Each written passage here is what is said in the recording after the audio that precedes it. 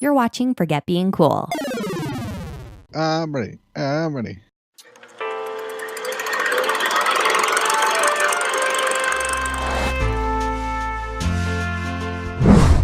Speaking of being ready, hi Jeff.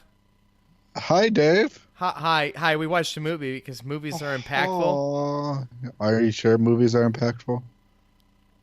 You know, some are in positive ways, and others are in negative ways. As many of the movies you and I have watched together for this new show we've been doing.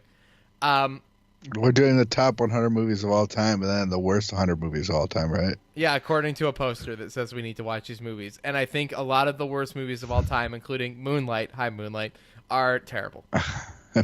Anyway, Jeff, we watched a movie that, as everybody knows from the title, we watched Up. Yep. Pixar's classic film, Up. I don't think it can be considered a classic yet, can it? Oh, see, that's the thing, Jeff. I don't think it is, and I don't think it ever will be. I like this movie.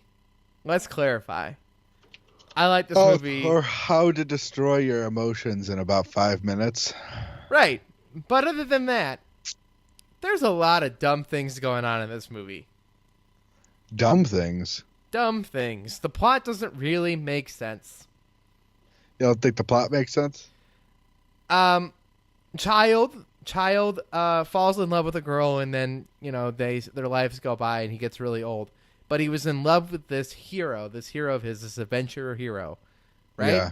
That he later, 90 years later, stumbles upon. 60 years later. How old is that guy? He has to be for Charles Muntz to still be alive. He has to be only in his 60s or 70s, right? I guess so, which means Charles Muntz is what, 100? Yeah, 90s. 90s, which is maybe why he's so crazy. Mm-hmm. I don't know. It seems like we're stretching a little bit there, right? I think the plot is really cute, but I think the dogs are kind of dumb. I think the dogs are... You think the dogs are dumb? Yes. It's a major plot line of the movie. Yep. But the other thing, Pixar did amazing things with color. Yeah. It is one of their most beautiful movies, I think, ever. Mm-hmm. The way that the shots transition from either subtle browns or subtle grays to one focal point of color to be interesting. I have no idea what that means. See, this is why you go to film school and write 10-page papers about stupid movies like Run, Lola, Run. And you learn. Is that like Run, Forrest, Run? No, it's not. It's all in I think Russian. I don't remember this movie very well. I'm not even sure that's the correct title. But I had to write a 10-page paper on it. That's how much it mattered. 10-page paper? Was a screenwrite? Was a script even 10 pages long? No, probably not, actually, because it was mostly this chase. It was basically an hour-and-a-half chase scene where you're getting, these flashes of, the reality coming back to her. Anyway, this has nothing to do with Up. I really do like Up as a movie, but I think of the Pixar movies, which is a very, very high bar, right? Yeah. To be fair, this is not one of my favorites. Well... where would you rank it among your favorite Pixar movies? I would rank it below Bug's Life. You would rank it below A Bug's Life? But above Brave. What did you ever watch Coco? I did watch Coco. I like Coco a lot. I like Coco better than this movie. Yeah, I like Coco a lot. I think Up is really good, and it's definitely... Pixar is this thing where they don't make conventional movies. They make these completely different movies. You're like, how did they come up with the idea for that? And at the same time, they make 4 Toy Story movies. And at the same time, they make Cars. Right, because Cars is a forced upon franchise that Disney makes them make because it makes the most money. Does Cars still make them the most money? Yes. No, Cars 3 only made them $400 million. That's because Cars 2 was so bad that it actually had a lasting impact on the franchise of Cars. Anyway, I think the problem with Up Mm-hmm. is, despite it being kind of a fun, cute story, and I love the kid, I love Russell, it doesn't hold the lasting impact that the other Pixar films do. It doesn't shake up the formula. It doesn't blow anybody away. The plot is It kind of literally blows a house away. The plot is what? It doesn't do anything groundbreaking. What do you expect it to do groundbreaking? I don't know. I think the first time you watch Up, it's a really enjoyable experience. I think it's a great fun ride, and it makes you happy and feel good and cry tears of joy and sadness all at the same time. And then I think every time I progressively watch Up again, Yeah. I like it less. You like it less? Yeah. How many times have you watched Up so far? I probably watched Up 6 times total ever, which is saying something considering I probably watched every other Pixar movie at least 10 times. No, you haven't watched every other Pixar movie. Except Brave. Except for Or Brave Cars. and Coco. What about Toy Story 3? I've watched that at least 10 times. Inside Out? At least 5 times, and it's a newer movie. Finding Dory? 3 times. The Good Dinosaur? Once. The Good Dinosaur is at the bottom of the Pixar list. Monsters University? I guess I only saw that in theaters. All right, Jeff. Come at me here. I think I'm proving your theory wrong here. Okay, of the classic Pixar movies. Yeah. See, This isn't a classic Pixar movie. It came out in 2009. that Also, makes it 10 years old, Jeff. Yeah. Can you believe that came out 10 years ago? No, but can you imagine how gorgeous it still looks even today? Yeah, it's beautiful, isn't it? I love the balloons. The biggest thing that you ever hear about Up, ever, even in the beginning to right now, is that first 5 minutes of Up where they completely tell a story within a story. They tell a story with no words in it. Right. And they do it so well. Yeah. Every time it pulls at the heartstrings, and it's what they do with their shorts too. They do the same. Pixar has a magic for using animation to convey emotion, right? Mm-hmm. And this is why, and we talked about this a little bit, I think, recently on this show, is how The Secret Life of Pets had an opportunity to hit an emotional note and didn't, right? Mm-hmm. And this movie has that moment, right? And it hits it. It hits it straight in the beginning, and it hits it again later with Russell. Mm-hmm. Because they understand timing, they understand music, they understand the shot, they understand everything about cinema that conveys emotion, and then convert all of that to animation and make some of the most beautiful stories ever told to man. Mm-hmm. And I think Up is worth watching.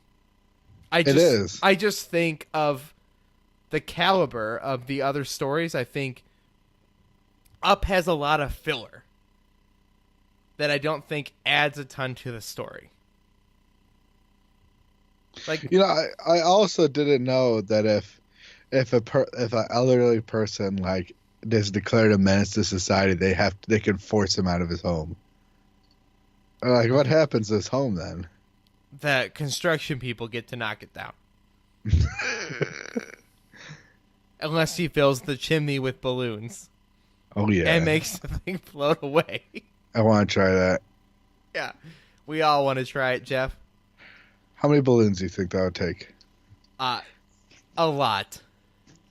So I think they just do. I mean, animation grants them a lot of free will with how physics really work and stuff like that. So they can make it implausible and everything. And I just think that first, like the whole story leads up to him. Like the beginning story leads up to him, like putting together the balloons and everything, because he works at the with the amusement park or anything with his wife, and he fills up balloons for a living. And they hint at it slowly and slowly with his like cart flying away. Right. It's also the story of a man getting over grief. Yeah. And that's what the plot of the movie really is. Starting a new adventure, yeah. Right. And it's beautifully told. I don't know, the bird chocolate thing, the weird dogs, I don't know, it feels tacked on and added for dramatic purposes. I mean, the bird is an integral part of the story. Yeah, but it feels, I don't know, it feels like it needs to be there to add time to the runtime of the film. And then yet the film is 2 hours, and I don't think the film needs to be 2 hours. So you say if the bird was there, it would be a better story? If the bird wasn't there. It wasn't there, you'd be a better story about how this guy took this balloon, abducted this child, took him to the edge of Paradise Falls, plopped his house there, and for the next 30 minutes, he's just in his house. No, but I think it could have been a little bit more of the environment versus them than the weird, crazy adventurer guy. That's my only opinion. I mean, other than that, I think what they did with the color, what they did with the story, what they did. Otherwise, I think they added a sort of whimsicalness into the movie with all the dogs. Yeah. And all the stuff, but that's why it's a kids movie too. Right, it's to add to the kid element of the story, and that's fine. I'd like to see a version of Up without the silliness. Without the silliness of the dogs. Live action Up. Yeah, live action Up, like live action Lion King. Except let's do it, yeah, like live action Lion King, where it's actually all CGI, including Mr. Fredricksen. The only thing that's real are the people who come up to his house, but obviously the house has to be fake so it can float up in the air. What about if everything inside the confines of the house property is CGI and everything out is real life? And he's just a CGI person interacting with all these real people. Oh, this is so bad. Anyway, Jeff, I really do like this movie. I think everybody should give Up a watch. Yeah, they should come up with the sequel Down. No. That's the last point I want to make. They should never, ever touch this franchise with anything else. Anything else? Do you think they'll spoil it? I wouldn't mind like a Russell short. The Search for More Money. No. Do you know that's a perfect sequel title to any movie? The Search for More Money. So Toy Story, you would say that about Toy Story. Then they released Toy Story 2 4 years later. You're like, this is awesome. And they released Toy Story 3 12 years later. And it's just as good as the others. But at the same time, Incredibles 2 is good, but it's definitely not better than the first one. I think Incredibles 2 is just as good as the first one. Oh, that's a story for another day, guys. Wait. How did Up make an impact on film, Dave? I don't know, Jeff. Did it? I feel like it's kind of forgotten. It's not forgotten. It's on our poster.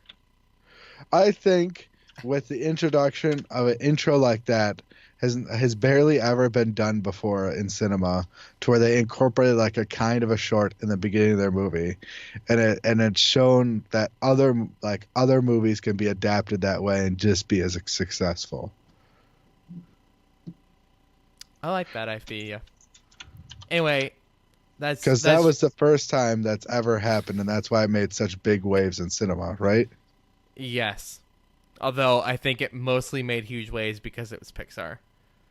Pixar's awesome. I really like this movie. I give it 8 balloons out of 10. I give it 8 balloons out of 10 as well. I'm Good. Dave Moore. That's Jeff Daly. This has been the Film Impact, part of Forget Being Cool, of course. To get All our movies, feature stuff, whatever, all that stuff is over at forgetbeingcool.com on the Film Impact page. It's easy to get there. Head on over there. Links in the description if you're on YouTube. Leave your comments. What do you guys think of Up? What do you guys think of this show? What do you guys think of us? Leave it down there. Hit that like button, comment, and subscribe. Oh, yeah. See you guys next week. For more great discussions, hit that subscribe button or visit forgetbeingcool.com.